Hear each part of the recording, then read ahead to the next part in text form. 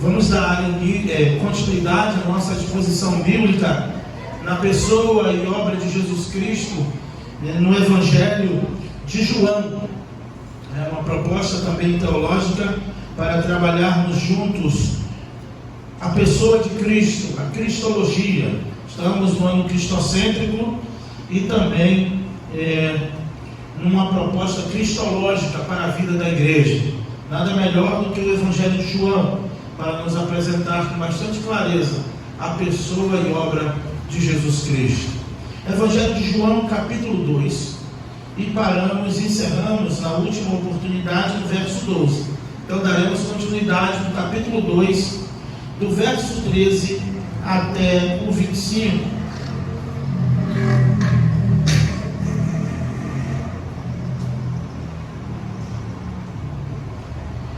Todos acharam? Amém. Diz assim a palavra do Senhor: aproximando-se a Páscoa dos judeus, Jesus subiu para Jerusalém e encontrou no pátio do templo os que vendiam bois, ovelhas, pombas, além dos cambistas ali sentados, e fez um chicote de cordas e os expulsou todos do pátio do templo, bem como as ovelhas, os bois, e os empurrou e esparramou o dinheiro dos cambistas e revirou suas mesas. Então disse aos que vendiam as pombas: tirai essas coisas aqui, não façais da casa do meu pai um mercado. E seus discípulos, lembrando-se de que está escrito: o zelo da tua casa me consumirá. Então os judeus protestaram, perguntando-lhe: que sinal mostra, que prova de autoridade para fazer isso? Como prova de autoridade para fazer isso?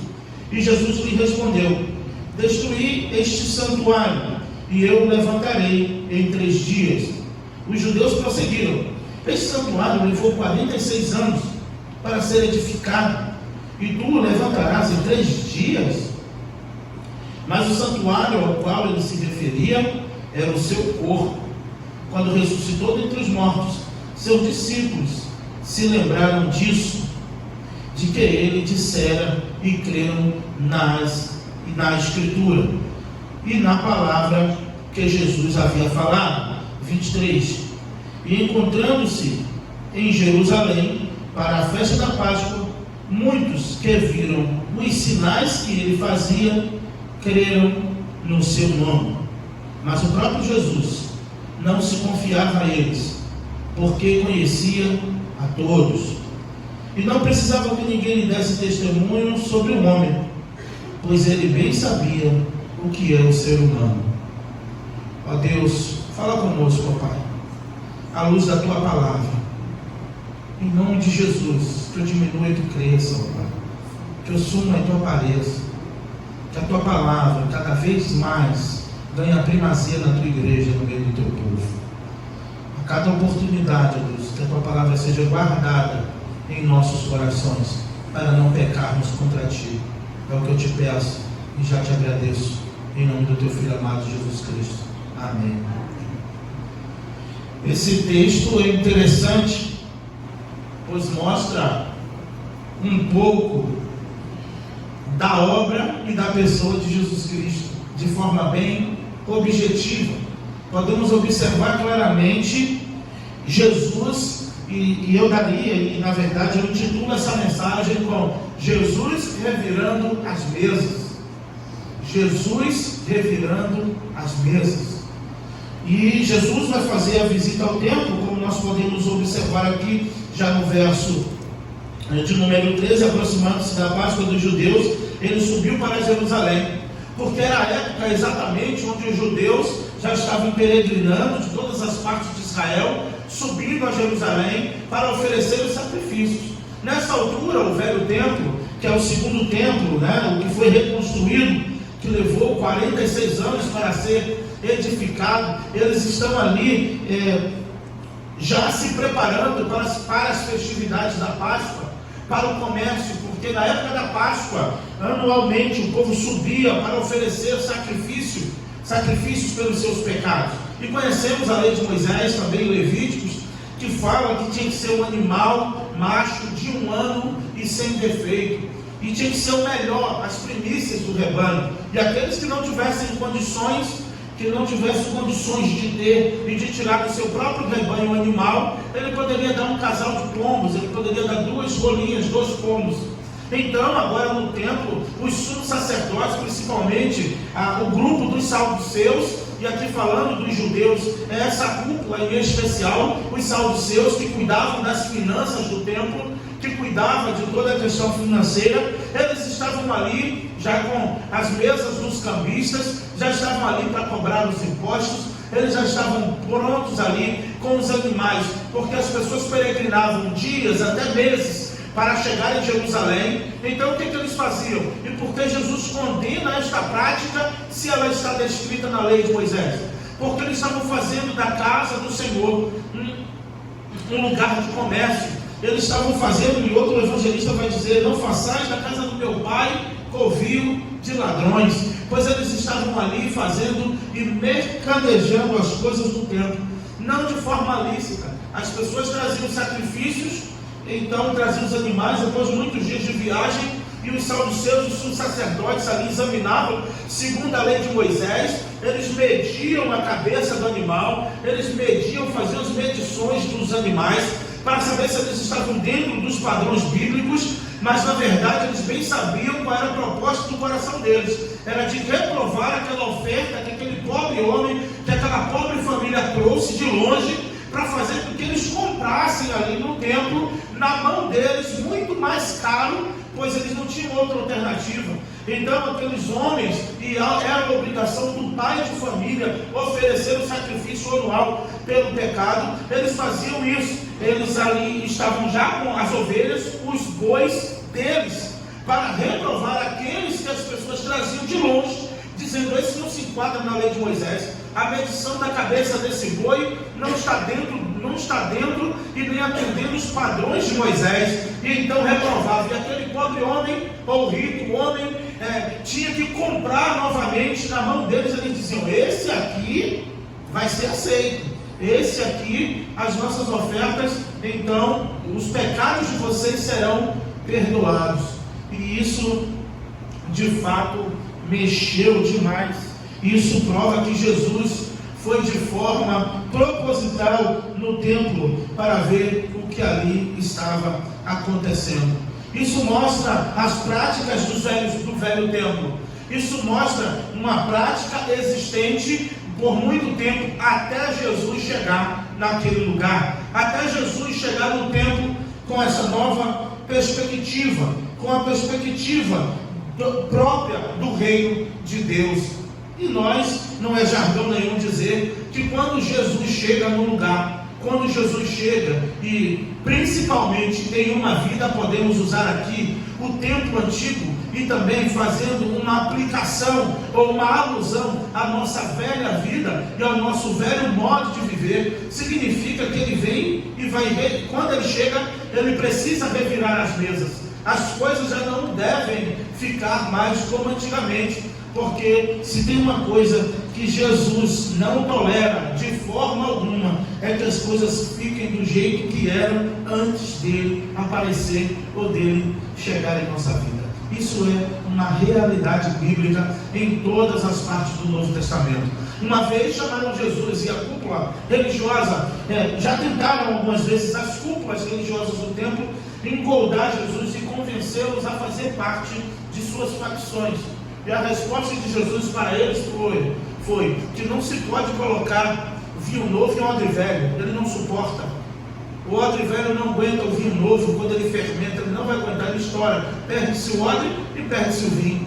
E não se pode pôr remendo novo em pano velho, porque se rompe e o rasgo fica ainda maior. O que Jesus quis dizer com isso para eles? Se vocês me chamarem, e se de fato eu fizer parte do que vocês querem que eu faça, o prejuízo, os danos serão muito maiores do que o que se apresenta já hoje.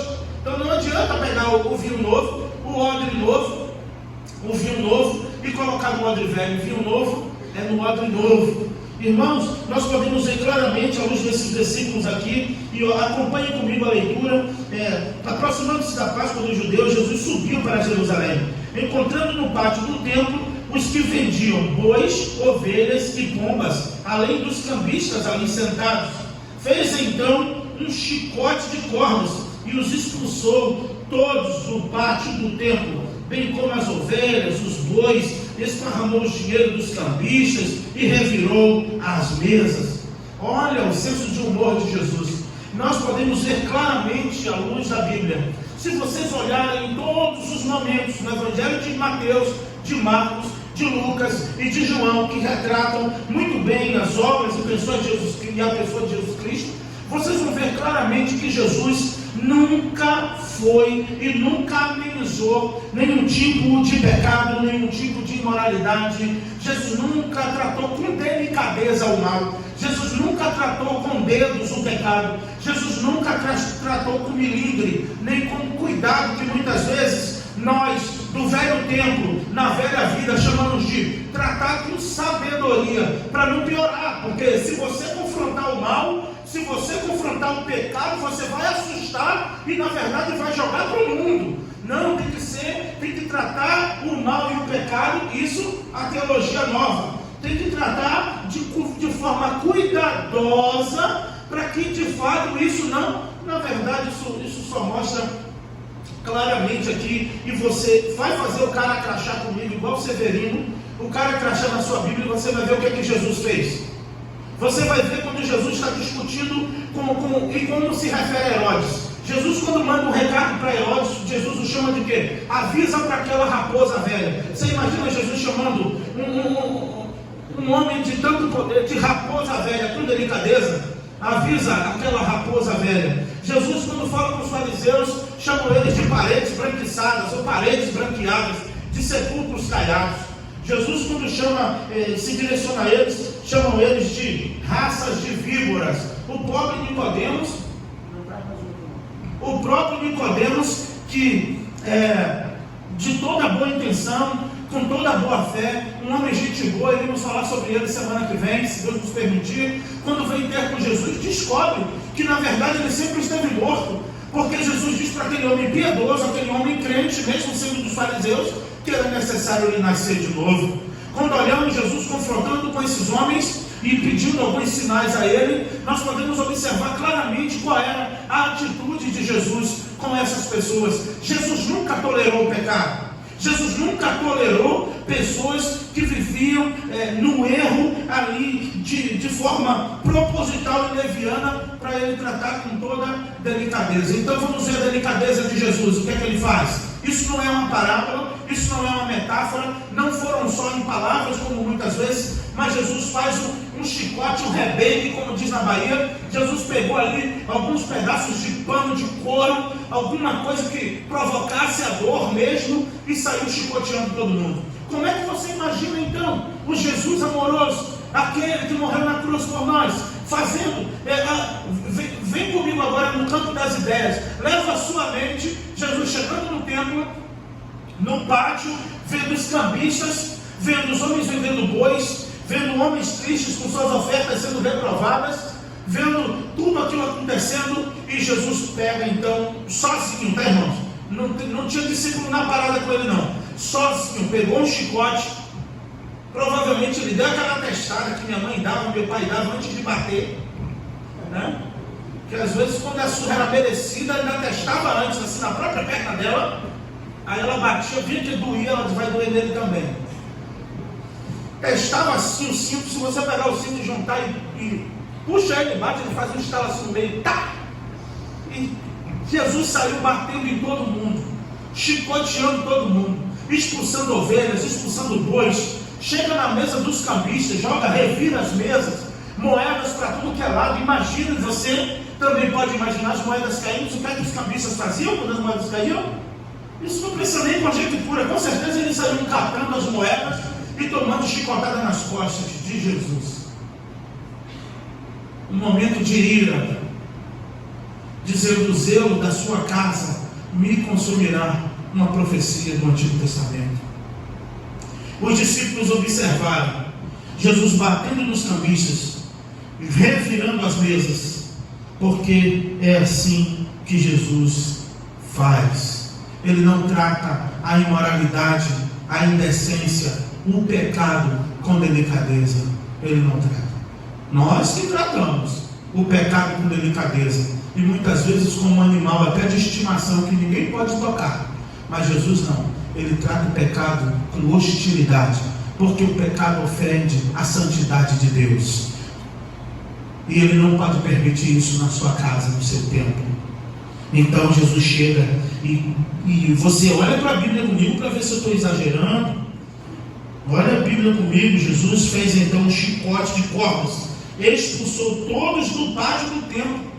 Nossa, Ele expulsou os homens do templo. Expulsou os homens do templo, certamente porque de verdade eles não faziam parte. É a triste realidade, irmãos, uma aplicação muito prática, muito clara e muito atual. A verdade é que muitos estão no templo, na igreja, e não fazem parte. Na verdade, se Jesus viesse em pessoa, na sua pessoa e obra hoje, quem sabe não pegaria um de nós pelas orelhas e colocava para fora. E a gente diz, não, a igreja não é para isso, a igreja não é para aquilo. Mas Jesus aqui, com revirar as mesas, eu pensei em algumas aplicações para o que significa revirar as mesas em nossos dias. Jesus vindo em nossos dias, Ele reviraria a mesa da hipocrisia, a mesa da religiosidade, a mesa da falsidade, a mesa da comodidade, a mesa dita chamada comunhão, que na verdade muitas vezes é a mesa da conveniência do pecado, onde pessoas sentam na mesma mesa para falar de pecado e tratam de forma natural, assim como os cambistas ali vendendo, e tudo era normal para eles, tudo era comum. A coisa só ficou esquisita quando Jesus chegou. Essa igreja tinha presidente, tinha vice-presidente, tinha sacerdote, tinha sumo sacerdote, tinha secretário, tinha tesoureiro, tinha tudo nessa igreja, só não tinha Jesus no templo. Só não tinha Jesus no templo. Por isso que as coisas erradas, elas pareciam comuns e natural a todos. Eu sempre digo isso quando se trata de pecado à luz da Bíblia. Eu finjo que não vejo o teu, para você fingir que não vê o meu. Eu não confronto o teu e tu não confronta o meu. E aí ninguém exorta, ninguém ademoesta, ninguém confronta uns aos outros, porque na verdade isso é papel só de Jesus. Quem disse? É papel nosso como servos, que amamos uns aos outros, e se amamos, o advertiremos do perigo, da ruína e da tragédia iminente. Mas eles não. Um vendia boi, enganava o outro. Como ele vai criticar o cambista que estava trocando moedas ali mais caras e dando um preço mais barato nas moedas? Eu finjo que não vejo o que tu está fazendo com o boi, tu finge que não está vendo o que eu estou fazendo com as moedas. Eu finjo que não estou vendo que você está reprovando a rolinha, as rolinhas daquele pobre homem e vendendo para ele a 100 vezes mais o valor de uma outra. E mais, aqueles que eles reprovavam, eles ficavam. Eles não deixavam nem eles voltarem para casa para poder vender em outra parte do templo, para outro povo que chegava de outra região. Então, meus irmãos, claramente Jesus, quando chega, ele revira as mesas e as coisas não ficam mais do jeito que estão. Ele expulsa os cambistas, ele expulsa todos aqueles homens que eram de fato judeus, saduceus, ali que trabalhavam no templo, mas Jesus revelou todas as coisas que tinham ali. Indignado, chicoteia todo mundo. E ainda preciso ouvir dizer que Jesus tinha um senso de humor. É verdade, ele diz: aprendei comigo que sou manso e humilde de coração, e encontrarei descanso para a vossa alma, porque o meu jugo é suave e o meu fardo é leve. Mas para aqueles que estão cansados e sobrecarregados, mas não para aqueles que estão acomodados. Para aqueles que estão acomodados no pecado, é chicote nas costas. É a palavra de Deus. Pelo menos vai doer. Se doer ainda o chicote, o bom é que quando o chicote da palavra dói, significa que você está vivo ainda. O ruim é quando nem dói mais, é porque já está morto no pecado mesmo, de fato, duplamente morto, porque já estávamos mortos em delitos e pecados. Ele nos deu vida, estamos nós mortos. O Deus desse século cegou o entendimento de muitos a ponto de não impedir a verdade. Então como é que eu vou fazer uma aplicação se aqui ninguém está vendendo ovelha, ninguém aqui está vendendo boi e ninguém aqui está trocando moeda? Isso aqui mostra Jesus chegando e mudando todas as velhas práticas. Não se pode pôr vinho novo em odre velho. E se você quer experimentar o novo de Deus na sua vida, eu vou te avisar mais uma vez, à luz da Bíblia, se você quer viver o novo de Deus em sua vida, você precisa revirar as mesas do pecado antes que Jesus faça isso. Pois você tem alguém para te ajudar a revirar essas mesas. O Espírito Santo, que nos assiste e nos ajuda em nossas fraquezas, pois não sabemos nem orar como convém. Se você não tem força para revirar as mesas, peça para o Espírito Santo pegar do outro lado da mesa e ele vai te ajudar a revirar a mesa do pecado na sua vida. Afinal de contas, tudo que entristece a Deus é pecado. É que criamos um padrão moral do que é pecado e do que não é, do que é pecadinho e do que é pecadão. Afinal de contas, aqueles homens todos os anos faziam isso e nada acontecia. Todo mundo acordava, estava inteiro, um raio não caiu na cabeça, não ficou doente, não tinha nada para acusá-lo. Então está tranquilo, está favorável, e foi vivendo assim até o dia que Jesus chegou no templo. Jesus, cheio de autoridade. Interessante que ninguém confronta, ninguém bateu de frente, sentiu e percebeu tanta ira em Jesus. Imagina alguns encostados na parede, só recebendo o vulto daquele chicote passando em seu ouvido. Imagina aqueles que receberam as chicotadas, pois a Bíblia diz que Jesus fez isso. Está aqui. Jesus pegou, expulsou todo mundo, jogou para fora bois, animais, jogou tudo para fora e disse: a casa do meu pai será chamada casa de oração, não um mercado, não um local de negócios.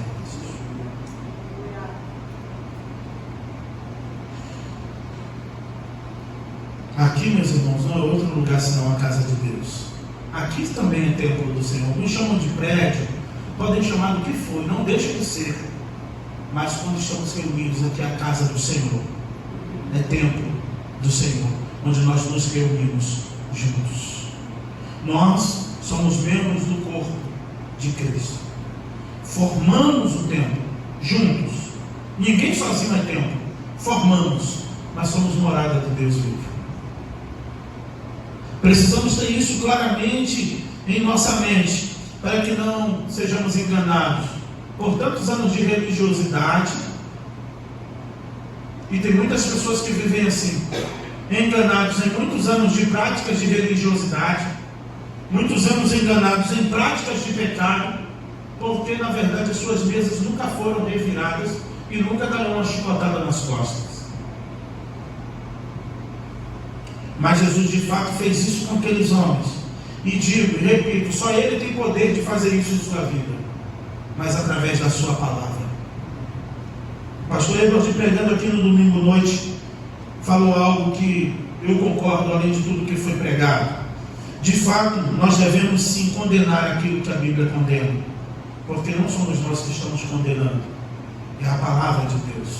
E foi o que o próprio Jesus fez. Jesus pegou o chicote e disse: não façam da casa do meu pai um mercado. Ele expulsou todo mundo, ele revirou a mesa dos cambistas. Tem noção da confusão que isso poderia dar? 2 cambistas, misturou moedas de todo mundo, misturou os dinheiros ali, e de quem era o que era de quem ali naquela confusão? Jesus expulsou a todos e disse, olha o 16 comigo: então disse aos que vendiam as pombas: tirai essas coisas daqui. Aí você imagina o tom de Jesus, né? Eu vou ler de uma forma para tentar não ser tão estridente aos seus ouvidos. Olha, tirem essas pombas daqui, né? Não façam, tá bom? Tudo bem? Da casa do meu pai, um mercado. Foi assim que Jesus falou? É assim que o texto está mostrando?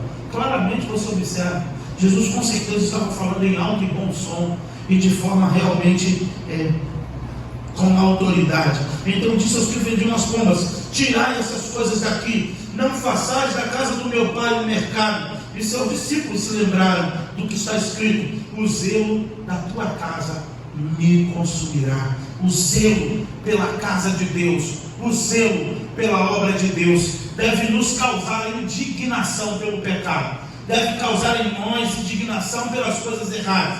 E quem vive mais ainda nessas práticas vão olhar e, ao invés de serem condenados, irão tentar te julgar. Como? As pessoas pensam que, na verdade, quando se condena o pecado, você está julgando. Mas quem está julgando é quem pensa que você é santo por estar fazendo isso, que você é mais santo do que todo mundo. Porque o pecador, aquele que está ali no seu ninho de pecado, chocando os seus ovos do pecado, quando mexe no ninho ele não gosta. Ele fica chateado. Foi o que Jesus fez. Jesus mexeu no ninho deles. Jesus botou todo mundo para fora. Jesus expulsou todo mundo. Não queria saber quem era gente boa e quem era gente ruim. Está todo mundo junto, está tudo no mesmo pacote. Chicoteou todo mundo e botou todo mundo para fora. Eis um Jesus que não estava preocupado com o número de membros em sua igreja, porque ele expulsou todo mundo, bateu todo mundo nas costas, não quis saber quem era diácono, não quis saber quem era tesoureiro, não perguntou primeiro quem era o presidente, não perguntou quem era o seminarista. Quem ele viu pela frente, ele foi chicoteando e botando para fora.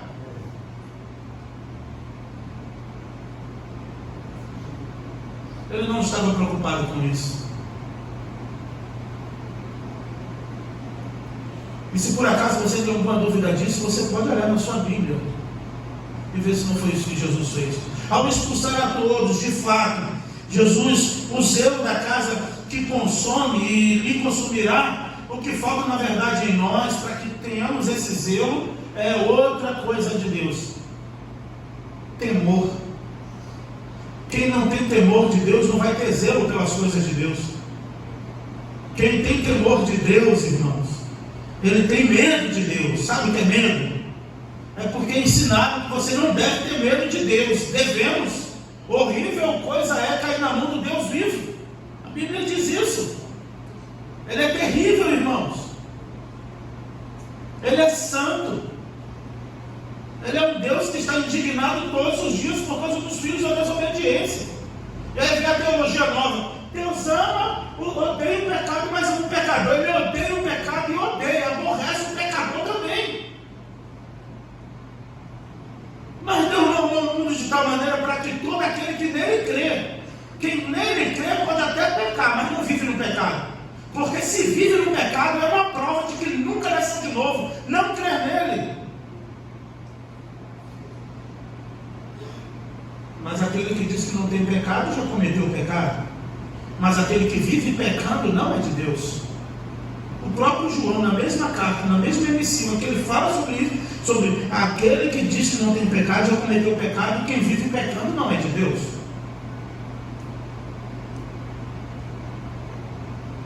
Ele trata isso.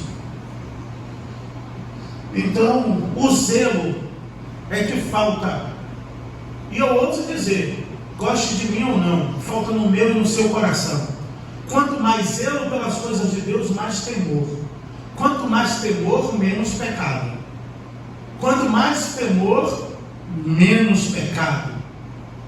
Porque aquilo que às vezes eu penso em fazer e não faço por temor, aquilo que eu desejo fazer, que minha carne quer fazer, que eu tenho oportunidade de fazer, que eu posso fazer e não faço, é o temor de Deus eliminando cada vez mais o pecado no meu coração, no seu, e reunidos, imagina, reverbera em toda a igreja, reverbera em todos os irmãos reunidos.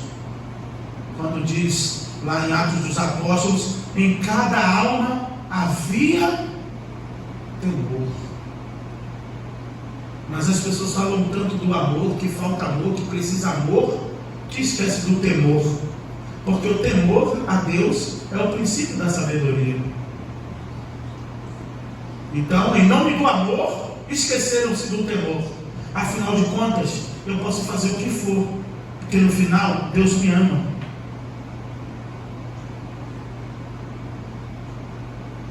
E eu estou todos os dias, a cada minuto, lançando uma flecha em direção aos céus, com o meu pecado. Uma flecha fedorenta, carnicenta, podre, com os meus maus pensamentos, juízos, fofocas, mentiras,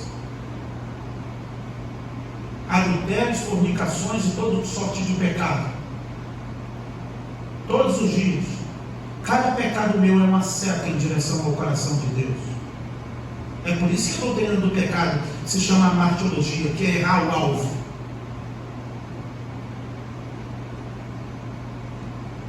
E em nome do amor, esqueceram-se do temor. Você não vai ver pregação de TV falando de temor. Quando você vê pregação de YouTube falando de temor, de pecado, de ira, conte as visualizações destas. Vai dar para contar nos dedos da sua mão. Porque em nome do amor, esqueceram-se do temor a Deus. E se eu não tenho temor, eu não tenho zelo.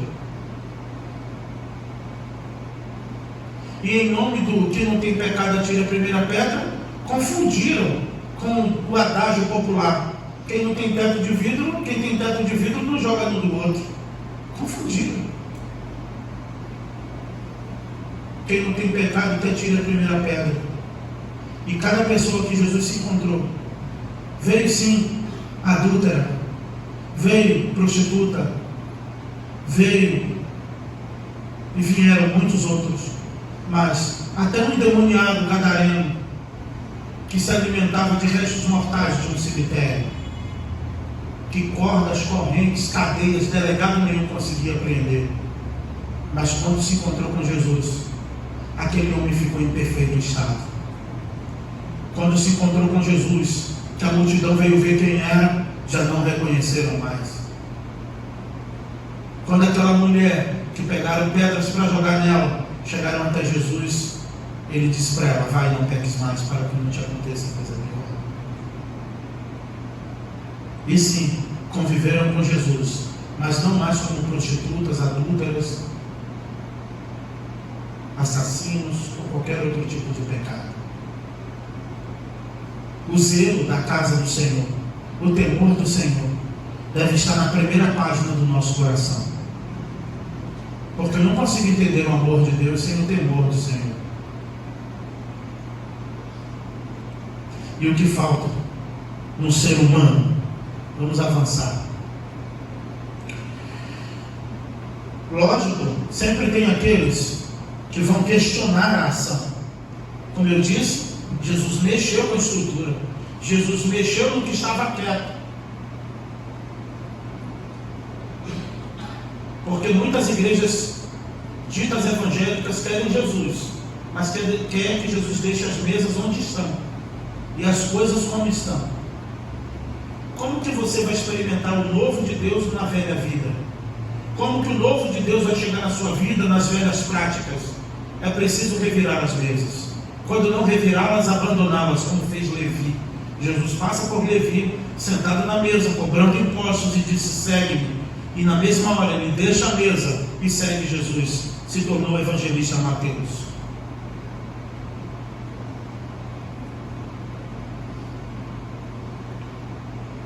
Foram questionar Jesus. Então, o verso 18: os judeus protestaram e perguntando-lhe: que sinal nos mostra como prova de autoridade para tu fazer isso? Em nome de quem? Com que autoridade você faz isso? E Jesus respondeu: destruí este santuário e eu levantarei em 3 dias. Eles pegaram essas palavras de Jesus lá na frente e usaram contra Jesus para dizer que Jesus falou que ele iria destruir o templo. Jesus falou destruir. Ou seja, se vocês destruírem, se vocês derrubarem esse templo que levaram 46 anos para ficar pronto, eu reconstruo em 3 dias. Ele estava se referindo ao corpo da sua morte, da sua ressurreição, o novo templo. E aqueles homens usam isso e distorcem ou torcem as palavras de Jesus. E esse mal também é um mal do ser humano, torcer as palavras. Jesus disse: destruir, destrua. Em 3 dias eu faço de novo. Mas ele não falou que ia quebrar o templo, ia destruir. Eles usaram isso como acusação para chamar Jesus de vândalo, de herege, porque ele disse que iria destruir o templo de Salomão. Mas Jesus não falou. Jesus disse: se vocês destruírem, ou destruir, e eu levantarei em 3 dias. Os judeus prosseguiram, o 20: este santuário levou 46 anos para ser edificado, e tu levantarás em 3 dias. 21, João explicando: mas o santuário ao qual ele se referia era o seu corpo. Quando ressuscitou dentre os mortos, seus discípulos se lembraram disso que ele dissera e creram na Escritura, na palavra que Jesus havia falado. Jesus sempre cumpriu as suas promessas. E a última promessa que ele nos deu é que ele iria voltar para buscar a sua igreja. Se todas as promessas em Cristo, vemos aqui que ele cumpriu tanto em sua vida quanto em sua morte, os discípulos se lembraram depois disso, certamente aquele prometeu que irá voltar também será verdade. Ele irá voltar para buscar a sua igreja. Só para te lembrar disso, para promover um pouco de zelo no meu e no seu coração. Se todos os dias, irmãos, só bastava disso. Se todos os dias, eu e você, todos os dias, as nossas atividades, os nossos trabalhos do dia a dia, as nossas inquietações, não sufocassem isso em nós, todos os dias, de lembrarmos da promessa de que Jesus irá voltar. Isso já seria o suficiente para promover mais temor e zelo no meu e no seu coração.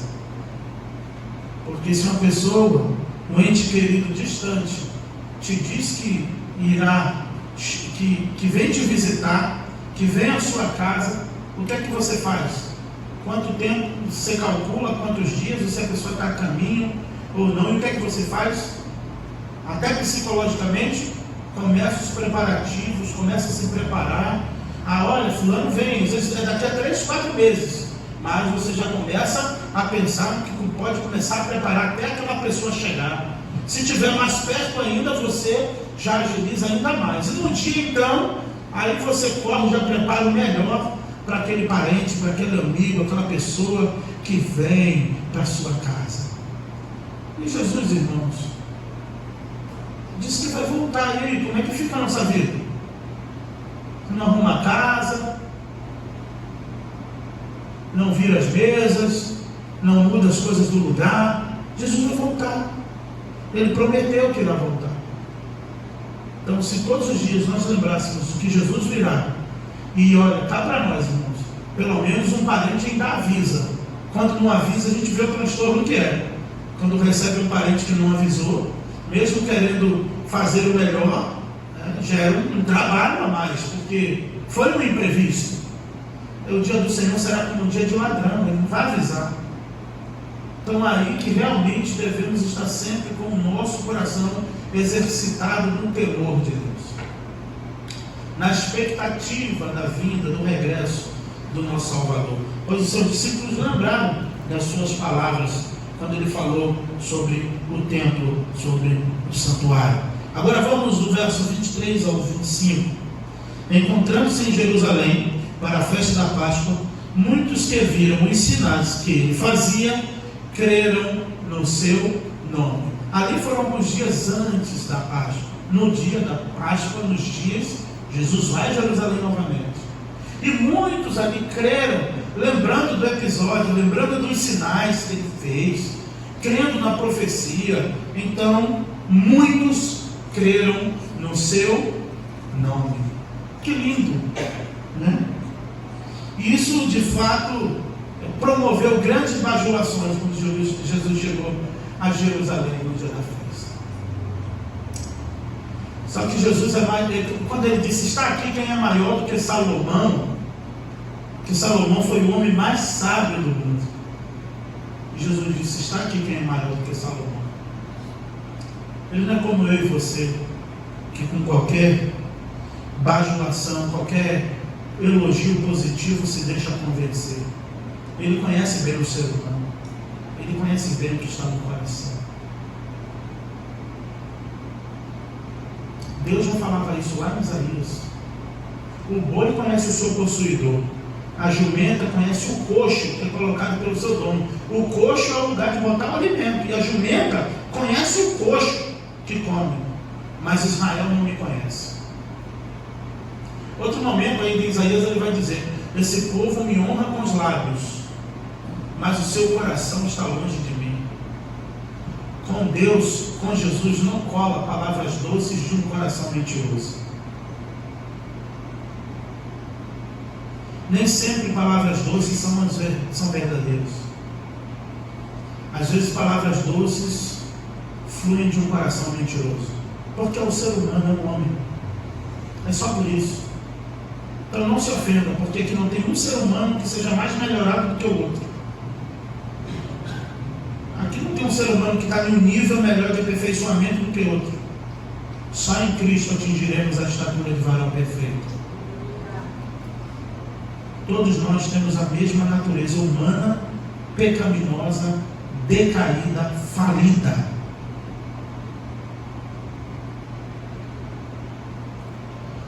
E quando eles fazem isso, muitos creram, e imagina que o número de discípulos de Jesus aumentou. Agora, os discípulos ganham mais adeptos, mais pessoas que creem. Por quê? Por causa dos sinais que viram, creram. É igual a geração de hoje, tem sinal, eu creio, não tem, eu deixo de crer. Ou então eu creio enquanto tiver algo me favorecendo. Para de me favorecer, eu deixo de crer. Enquanto está acontecendo coisas boas em minha vida, eu estou firme. Começaram a acontecer coisas ruins, então eu esmoreço.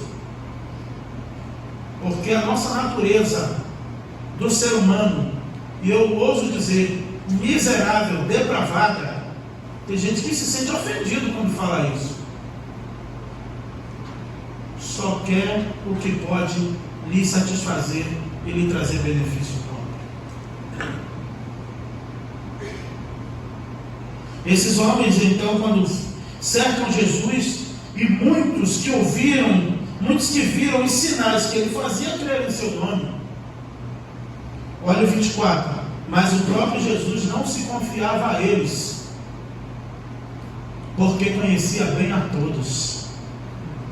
Aqui está, na pessoa de Cristo, viu os seminaristas, a divindade de Cristo, mostrando na união hipostática que Jesus, além de 100% Deus, 100% homem, ao mesmo tempo que ele era homem, ele era Deus.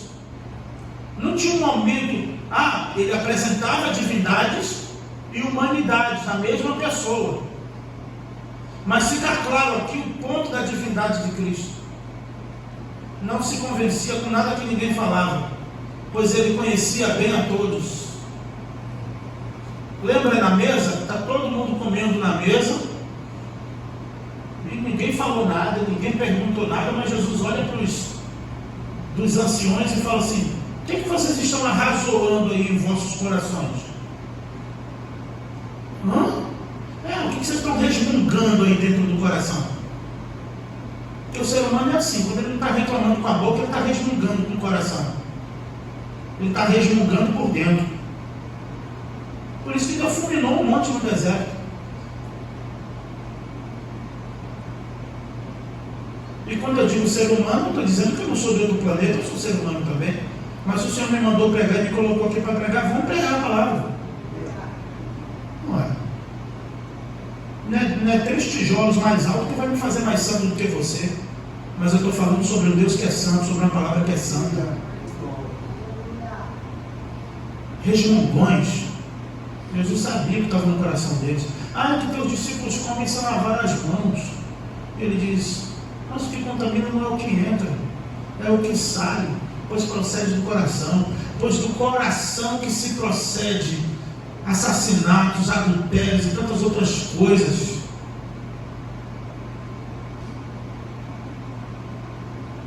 E eles incomodados, porque a tradição dos anciãos mandavam lavar as mãos, porque era um sinal de purificação antes das refeições. E ele diz, outro momento para eles: vocês engolem um camelo e se engasgam com um mosquito. Enquanto a mesa da religiosidade não for derribada, iremos engolir camelos e se engasgar com mosquitos. Jesus sabia bem. Não tem tapinha no ombro dizendo para Jesus: Jesus, hoje tu pregou bem, mas Jesus não cola isso. Porque ele sabia bem o que era o ser humano. E Jesus não se confiava a eles. Isso em outras traduções vai dizer assim: Jesus não dava confiança.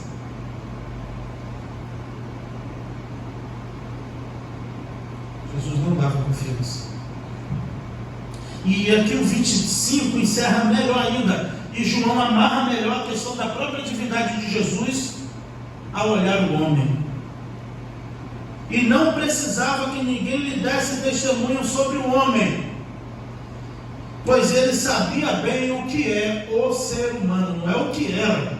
João foi preciso aqui, para que não houvesse nenhum erro semântico aqui. Nenhum erro de interpretação pode ter aqui nesse texto. Ele sabia bem o que é o ser humano. João, quando escreve, possivelmente, podemos ver claramente que, se duvidar, Jesus já nem estava mais entre eles.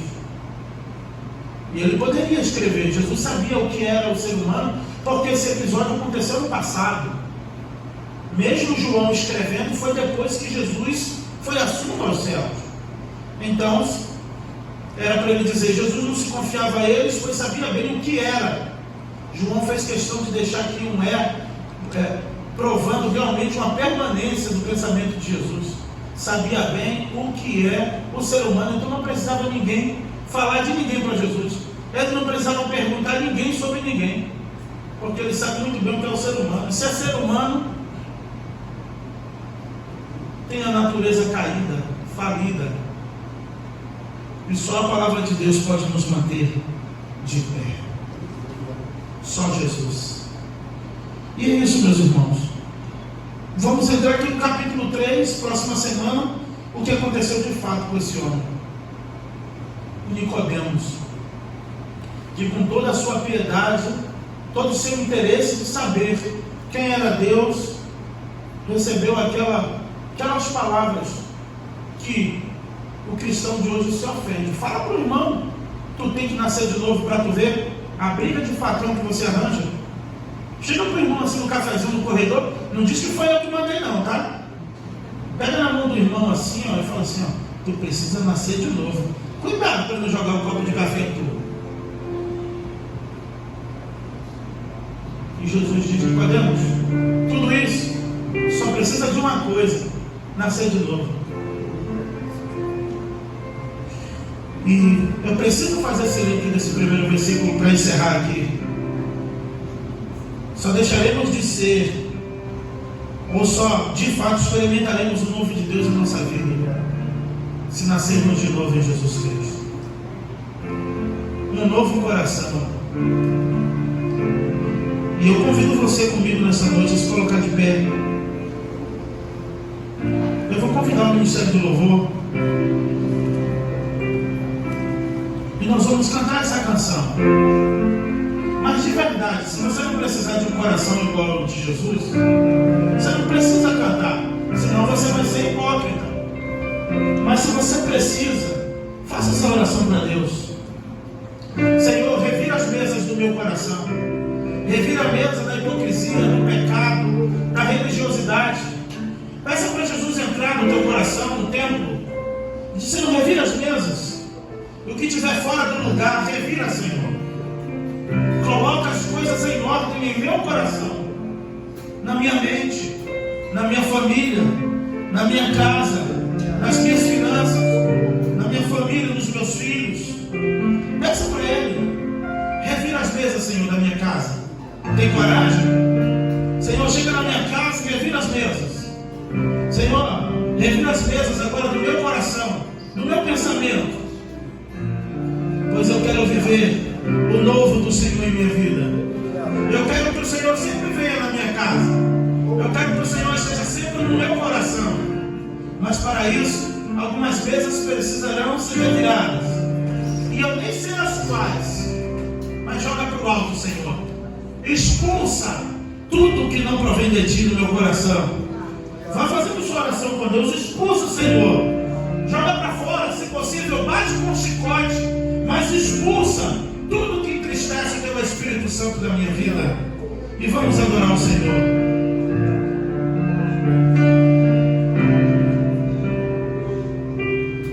Tu olhas, Senhor, para dentro de mim,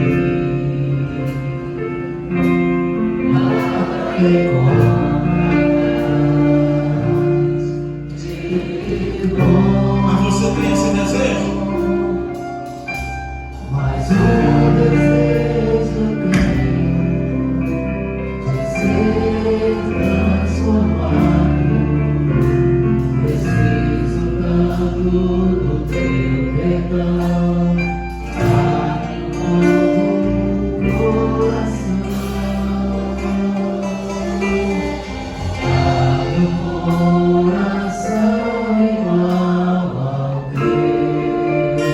meu mestre, dá-me um coração igual ao teu, coração disposto a obedecer,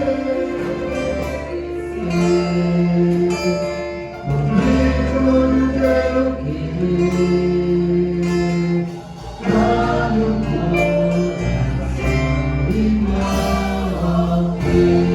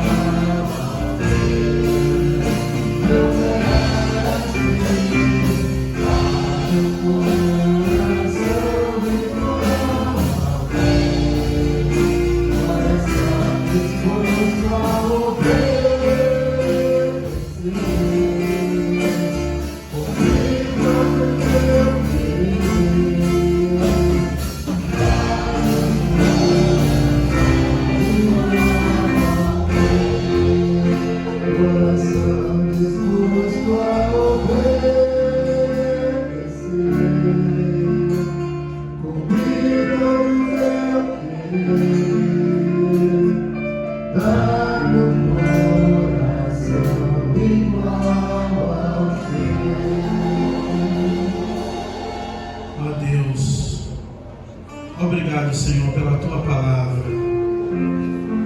O Senhor conhece bem o que é o ser humano. O Senhor conhece o meu sentar e o meu levantar. E antes que a palavra chegue à minha boca, Tu já conheces, Senhor. Para onde eu me irei do Teu Espírito? Para onde eu fugirei da Tua face? Se eu subir aos céus, ali Tu estás.